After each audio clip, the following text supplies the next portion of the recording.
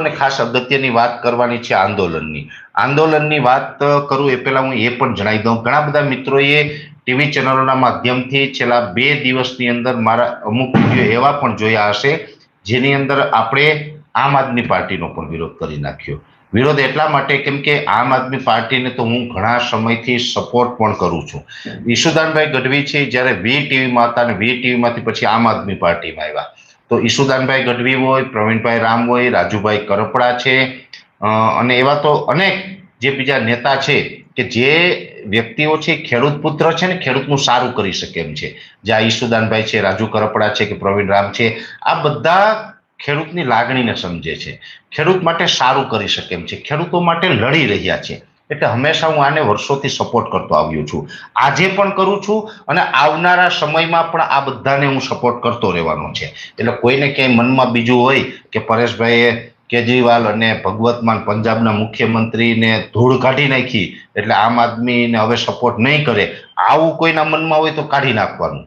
આમ આદમી પાર્ટીને હું ત્યારે પણ સપોર્ટ કરતો હતો, અત્યારે પણ કરું છું અને આવનારા દિવસમાં કરીશ.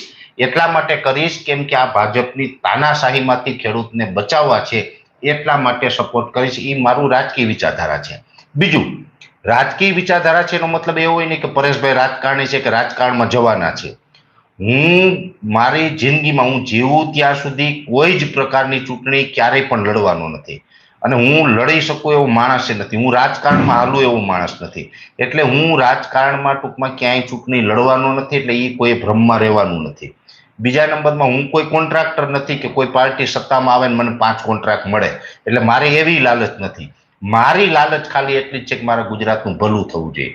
અરવિંદ કેજરીવાલ અને જે ભગવત માન વિશે એના વિરુદ્ધમાં જે હું થોડુંક બોલ્યો છું મીડિયામાં, એની પાછળનું એક જ કારણ હતું. અરવિંદ કેજરીવાલનો ફોલ્ટ એટલો કે એણે એવી વાત કરી કે હેક્ટર દીઠ 50,000 રૂપિયા પંજાબના ખેડૂતોને અમે આપ્યા છે, એટલે ગુજરાતની સરકાર પણ હેક્ટર દીઠ 50,000 રૂપિયા આપે. હવે હેક્ટર દીઠ 50,000 રૂપિયા આપે ને 2 હેક્ટરની મર્યાદામાં આપે તો માત્ર 1 લાખ રૂપિયા થાય.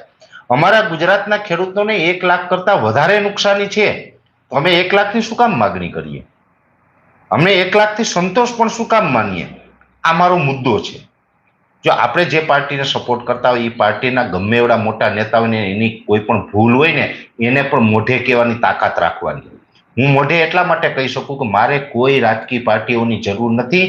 પાર્ટીઓને મારી જરૂર હોય તો મને એના સાથે રાખે, મારે પાર્ટીની જરૂર નથી. મારા ખેડૂતનું જે સારું કરે ને એને બધાને હું ટેકો આપું.